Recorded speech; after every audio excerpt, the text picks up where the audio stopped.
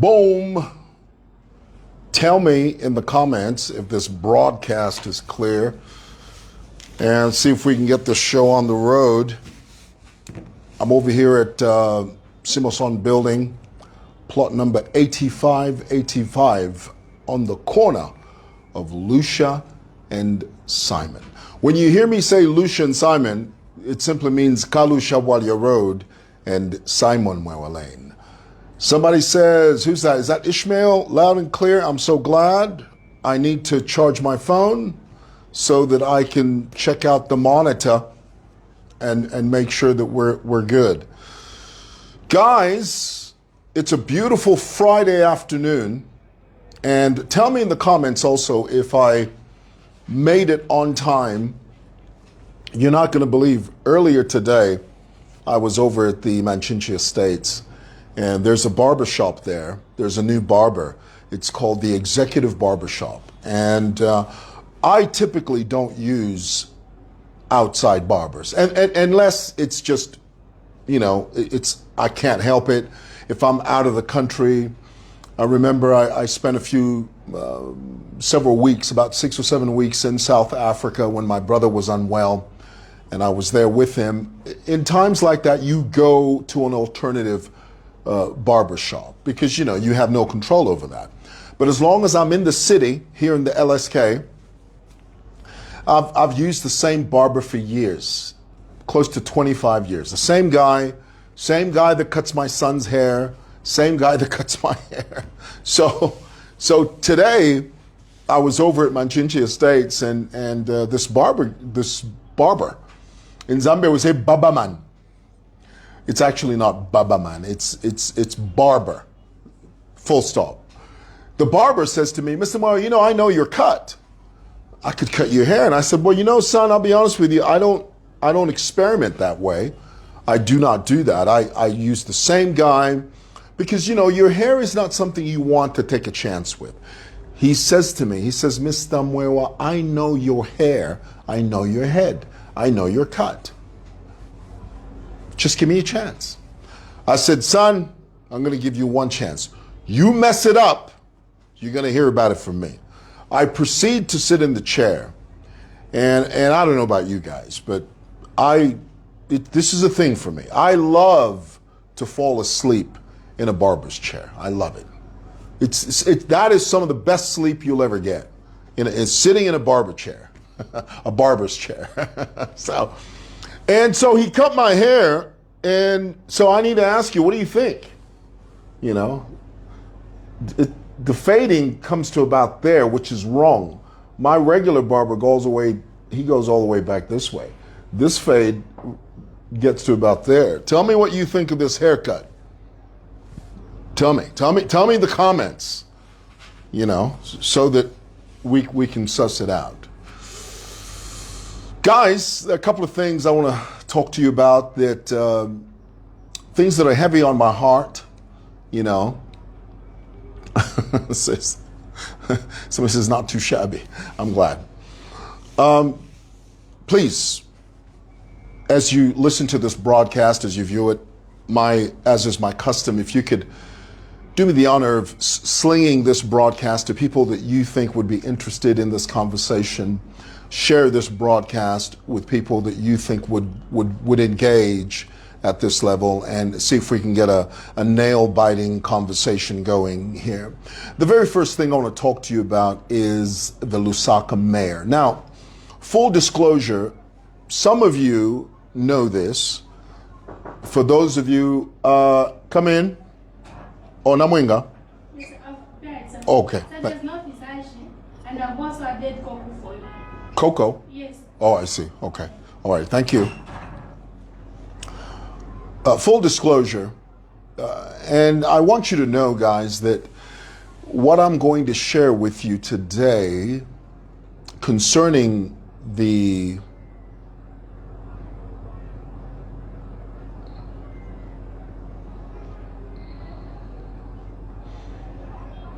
Lusaka mayor is something that it's very close to my heart, and I'll explain all of that. I'll explain why this is very difficult for me to share, very difficult for me to sort of come out and say this.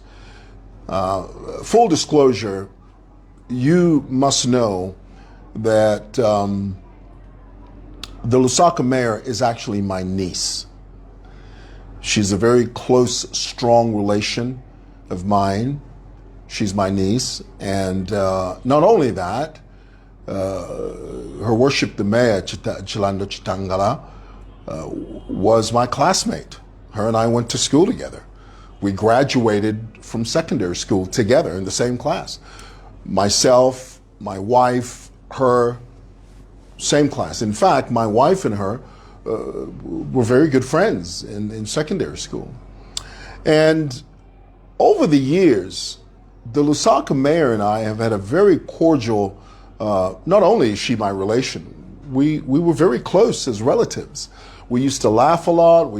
I remember there was a time here at Simoson, she used to rent a couple of shops here at Simoson back when, this was many years ago, maybe 25, 30 years ago, you know. And I must point out that the Lusaka mayor, Her Worship Chilando Chitangala, is a very astute businesswoman.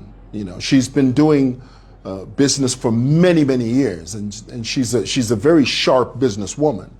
So I say that to give you the backdrop of who she is in my life and what role she plays in my life. So I don't want you to think for one moment that I have just come to the knowledge of who Chilando Chitangala is. I've known her since we were teenagers. We were in the same class. She's my relation. Eleonoti Bururu Oapatari. She's my relation. Now, in order for you to understand what I'm about to share with you today, I have to give you the history of this place. When Simoson was first built in 1986, it was opened August of 1987. Simoson building was not this area that we're in now. In the 80s, it was not a coveted area. Nobody came here. Nobody cared about this place. In fact, in those days, and I often share this with you, in those days, if you were standing on Cairo Road, which is literally a stone throw away from here. I mean, Cairo Road, from my office, there's Lumumba Road, there's Katondo Street, there's Cha-Cha-Cha, boom, there's Cairo Road. But in the 80s, this area seemed to be such a far-flung place. In those days, when you said, I'm going to Simoson, it was the same as saying, I'm going to the industrial area, because people didn't care about this area. Land here was relatively cheap. You know, I mean, if you wanted to buy a piece of land here now, a private piece of land, a commercial piece of land here on this side of Lumumba Road, it'll cost you an arm and a leg. But in those days, you know, because nobody came here, it was, and because he was so, my father was a very forward-thinking person. He knew, he said, well, and he used to tell us this. He would say, yeah, no one's here now, but there's coming a time when everybody will be here. The same with Simoson Makeni. Some of you that have been to Makeni Simoson. For many years, the road, the road we know now as Kalusha-Walia Road, in those days was called Los Angeles Road. It wasn't even a road. It was the most treacherous road that you have ever been on. Rocks, your car literally would, if you made a trip from here to Makeni Simoson in the 80s, mid-80s, going towards the 90s, your car would always have a problem because of that road. And I remember asking my father once, I said, but why are you building Makeni Simoson all the way out here in this area where nobody's coming? The road is terrible. He always said to me, this road you see, this road that's terrible now, is going to be beautiful one day. This piece of land that you say is worthless now, is going to be worth millions one day. So he was always forward thinking. So in building Simoson, there's a piece of land directly opposite Simoson building that we have been using for many years as a car park. Now, in the 80s, I remember having conversations with my father about that piece of land. I'd always say to him, why don't we buy that piece of land? And he would always say, no, that's a road reserve. We can't buy that piece of land. It's a road reserve. It's reserved for an extension of the road. And I remember saying to him, but, you know, what about all these shacks that people are building around here? Won't they build shacks around this place one day and then it'll just be taken? It'll just be, in a sense, abducted by squatters. My dad always said, no, this piece of land here is a road reserve, and the council one day will extend the road. Lumumba Road will be a huge, big road, and this piece of land will be an extension of Lumumba Road. Well, that didn't happen because that Simon Mwewa Lane market sits on that road reserve.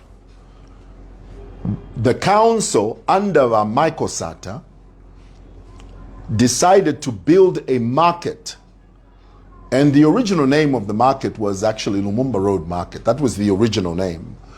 I was standing on the piece of land when Inonge Wina, who was then vice president of Zambia, she came to conduct a groundbreaking ceremony in preparation for the construction of this new market. It was already named Lumumba Road Market. And I was standing on the piece of land with Captain Mulenga, the district commissioner of Lusaka at that time. I asked him, I said, Captain, DC, why have you named this market Lumumba Road Market? Because Lumumba Road is such a long stretch of road. It's so long. There's Lumumba Comesa, there's Lumumba Family 24, there's Lumumba PF Secretariat, when you say Lumumba Road Market, you confuse the people because the road is so long. Captain Mulenga he just jokingly said, well, Mwewa, you want us to name it after your father? I said, Captain, that would be a brilliant idea. Let me tell you why. It's either name it Simoson Market, because everybody knows where Simoson is, or name it Simon Mwewa Lane Market, because everybody knows where Simon Mwewa Lane is. The district commissioner encouraged me. He said, Mwewa, put that in writing. Write me, write the mayor, write the town clerk, write the minister of local government, write everybody, and then I'll advise you. As soon as I left Naisha Pupa, that land, there was nothing there. There was no market there. I went straight from there. I came to this office. I sat at this desk and I wrote a letter. I wrote to the town clerk. I wrote to the local government minister. I wrote to the mayor. I wrote to local the PS. I wrote everybody. And I gave reasons why the market should not be named Lumumba Road. I said, one of the things I said was, well, Simon Mwewa served as governor of the city. It would be an honor to name the market after him. He served as mayor of the city. He opened business, commerce in this area that we know as Simoson City Market. It was Simon Mwewa who first opened the economic potential of this area. It was Simoson that did that. A few months later, I was walking into a barber shop on Chaholi Road, number 3 Chaholi Road. I'll never forget this. At the time, Vincent Mwale was the Minister of Local Government in those days. He was walking out of the barber shop. I was walking in. The moment Vincent Mwale saw me, he said, Mr. Mwewa, I know exactly what you're going to ask me. You're going to ask me about the name of the market. The issue is still under review. No promises. We will let you know. I said, Honorable Minister, thank you. The very next day, The very next day, I got a letter from Lusaka City Council saying to me, Mr. Mwewa, we've received your application and the council has decided to name the market after your late father against the backdrop of his contribution to that community. We were honored. We were so thrilled. When I remember I called my mother, because initially my mother was a bit apprehensive. She says, no, Mwiraba, don't agitate the council by always asking them to name things after your father. We didn't be Buffalo one day. I said, no, mother, okay, this is a good idea. So when I phoned my mother up and I told her, I said, guess what? I've got a letter here that says the market is going to be named after Dad. Oh, she started dancing. Now remember, the market wasn't even there. There was nothing there. So years later, they finally built the market on the same piece of land that my father used to say to me, no, that's going to be a road reserve. The council can never build anything there. Now, right next to the market is this piece of land that we have been leasing from the council for many, many years. In 2017, we went through a very difficult time. Simoson has gone through dark days, but that from 2017, 18, 19, those 3 years were some of the most difficult years I've ever experienced, because there was a group of Cadres that took over that piece of land that we were leasing from the council and we were using as a car park, a very vital component to the existence of Simoson. Imagine for a moment if Manda Hill had no car park. Imagine for a moment. Imagine for a moment if Arcades had no car park. Just imagine that. Imagine for a moment if Lewanika didn't have a car park. How would that adversely affect the clientele and the flow of business for those buildings? That would adversely affect their business. In the same vein, by the same token, Simoson building not having a functional car park is detrimental to our very existence. Without it, we're doomed. We can't function. 2017, 18, 19, PF Cadres took over. They just commandeered it. They just took it over. They used it, for those of you that remember that time, because the many of you that come on my live, you've patronized this area. There are many of you who were a witness to the horror and the hell that we went through concerning that car park. I decided to take them to court. Took them to court. Almost 3 years, the matter was in court.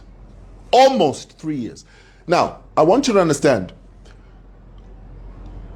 when the PF Cadres occupied that land and they were using it illegally as a bus station, Lusaka City Council was billing us, Simoson, but the people using it were PF Cadres.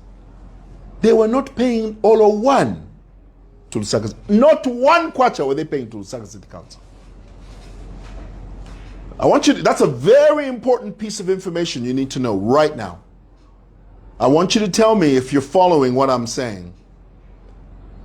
For almost 3 years, PF Cadres were using that piece of land, which was legally ours because we were leasing it legally from Lusaka City Council.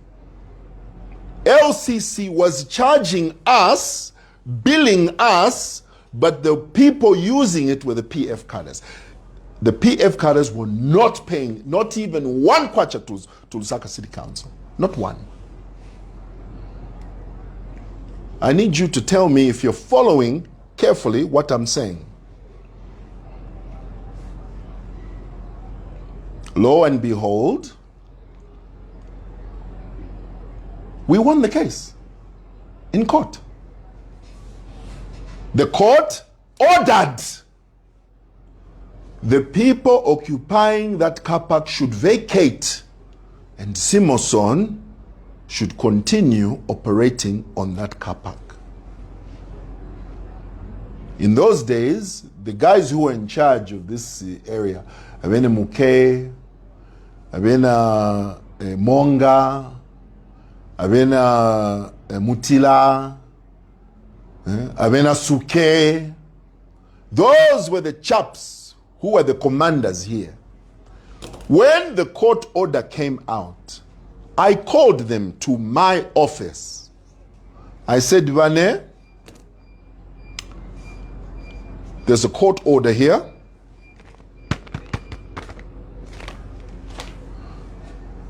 Get off of that land.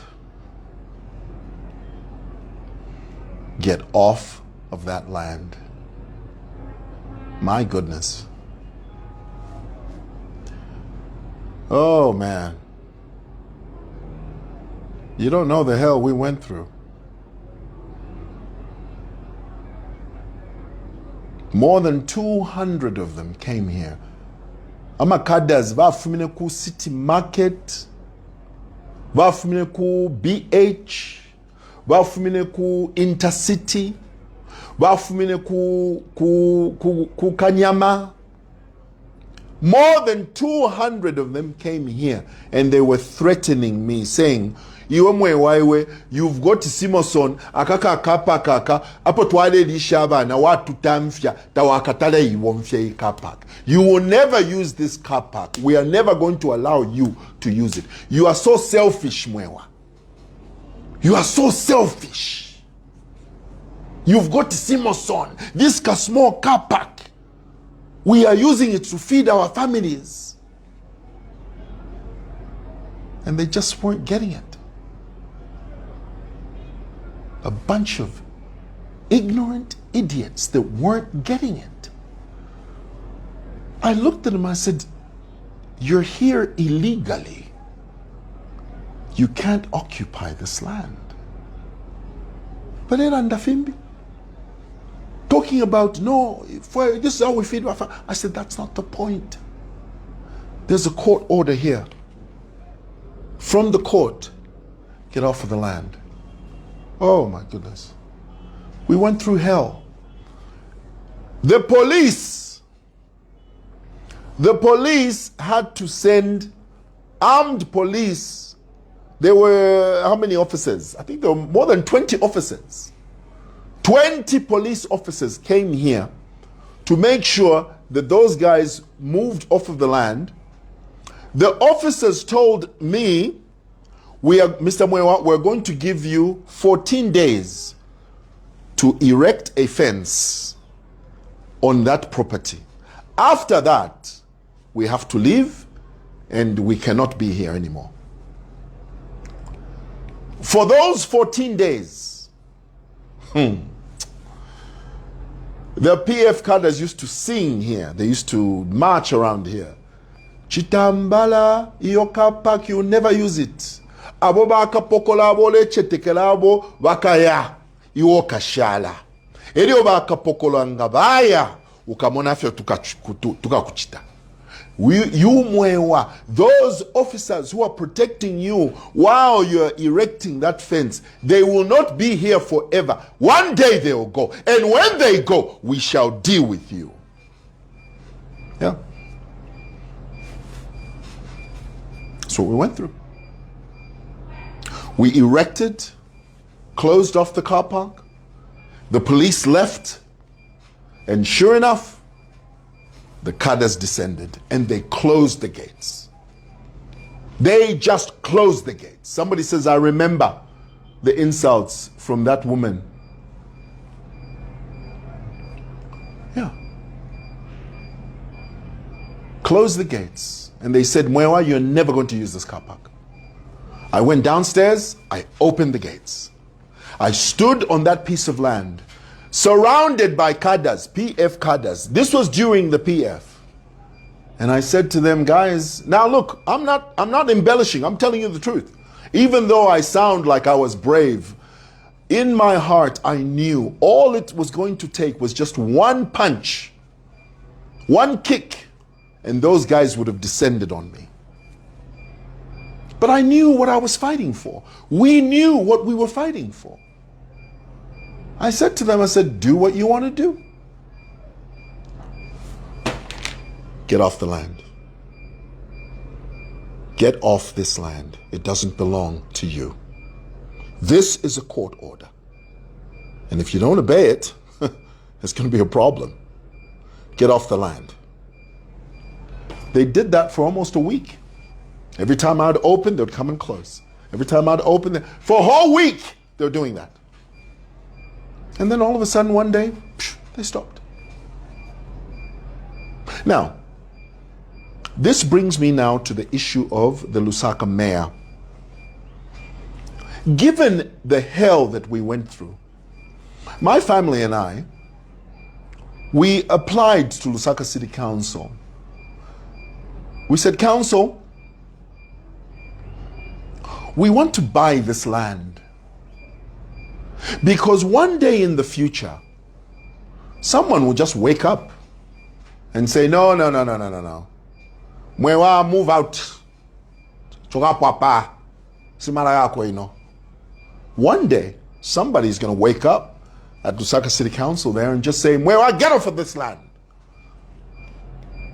Since 2019, this is 2025, every year I have written a letter to Lusaka City Council offering to buy that land.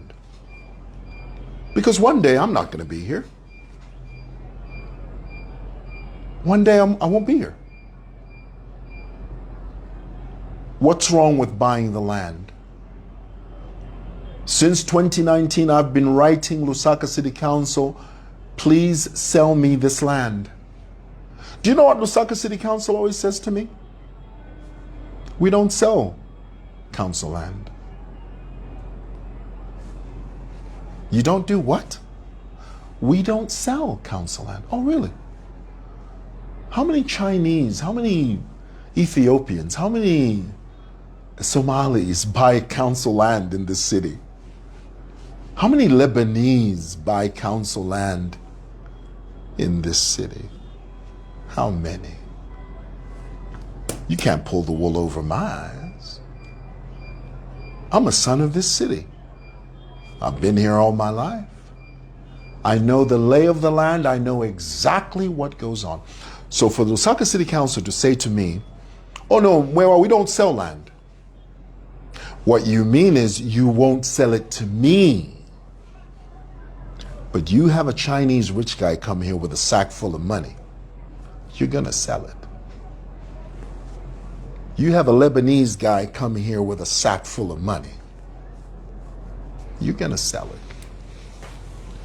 You have an Indian guy come here with a sack full of money. You're going to sell it. But it's because of this black skin, this blackness, this tar, this melanin, this darkness.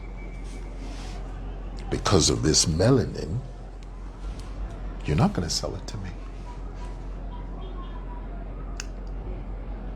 So I employed a new strategy. I said, okay, if you won't sell it to me, lease it to me. Give me a long lease. Long lease.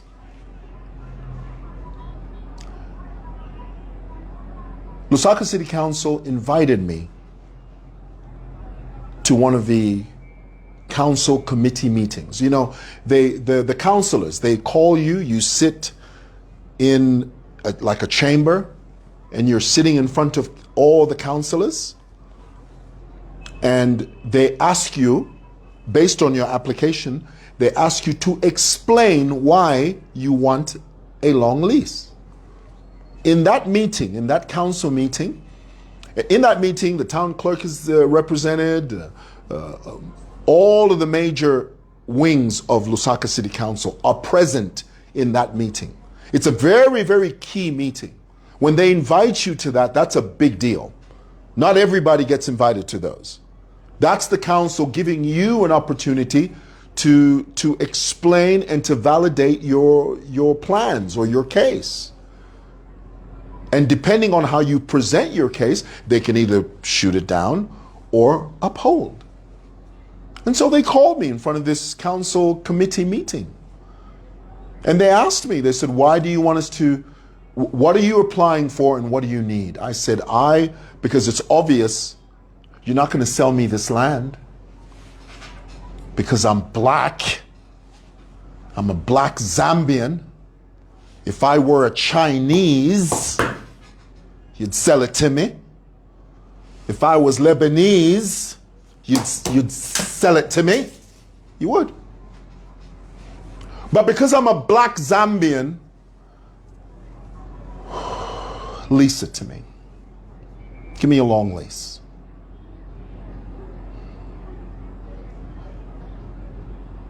The Lusaka mayor, who's not present in that meeting,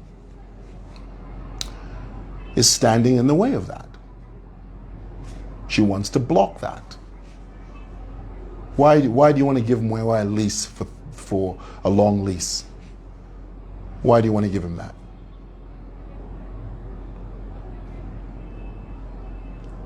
Why not? I'm a Zambian. I'm a key participant in the economic activity of this community. I love my community. I want to conduct a business that is thriving. Having a long lease on this car park will assist us with that. Where's the problem? The Lusaka mayor is trying to block that. And it breaks my heart. Very annoying. Why? Why? Because I'm black.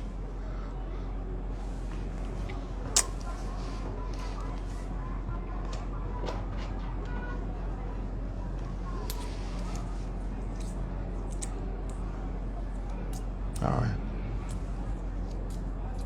Thought I'd share that with you. I was going to talk about the other two issues, but I don't feel like it. Thanks for listening.